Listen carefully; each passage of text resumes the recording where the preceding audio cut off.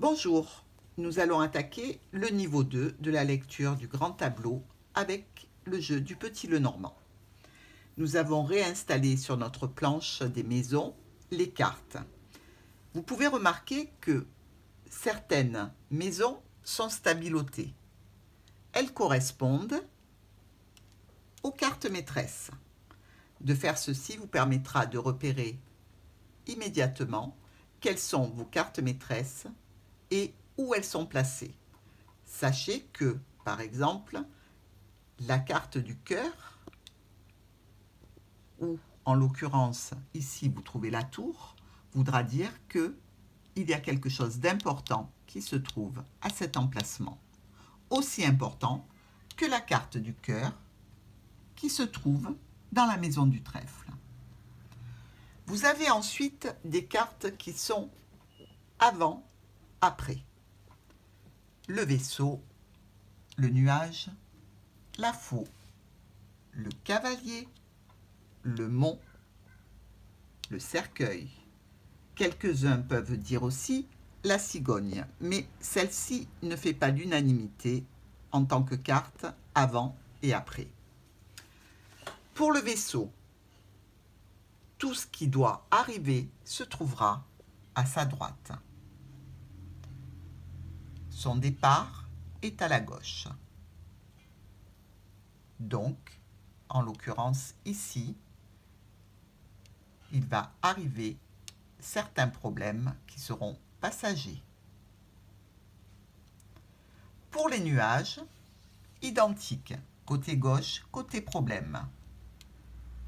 Où est le problème? En l'occurrence ici, c'est le vaisseau. Quelque chose qui arrive, qui pose problème. Le ciel va se dégager par la suite, à droite, en direction du bouquet. Pour la carte de la faux, elle coupe sur sa gauche, elle récolte à sa droite. En l'occurrence, elle coupe la proposition pour récolter une discussion houleuse. La carte du mont nous indique à sa gauche la problématique, à sa droite, une fois que la problématique sera passée. Gravir la montagne pour aller de l'autre côté, la descente est plus facile. Essayez de retenir ça, ce sera peut-être un petit moyen mémotechnique de vous souvenir de cette carte. En ce qui concerne le cercueil, là, le cartamundi est particulièrement pratique, car vous avez le côté gauche du cercueil sur lequel est posé le linceul noir. Cela signifie bien la fin de quelque chose, la maladie, la grosse problématique. Le côté du bois qui est découvert, lui par contre, appelle au réveil de la situation. Donc, ça va aller mieux. Il y a un réveil, un renouvellement. La carte de la cigogne, que moi j'aime bien prendre aussi comme carte avant et après, mais je rappelle que ça, ce n'est pas obligatoire. C'est par rapport à mon expérience personnelle. La cigogne va nous dire qu'est-ce qui va changer. Ça, c'était ce qu'il y avait avant le changement. Et le changement va apporter la carte de droite. Voici comment moi, j'aime la lire. Pour la carte du serpent, on dit que madame regarde toujours du côté du problème.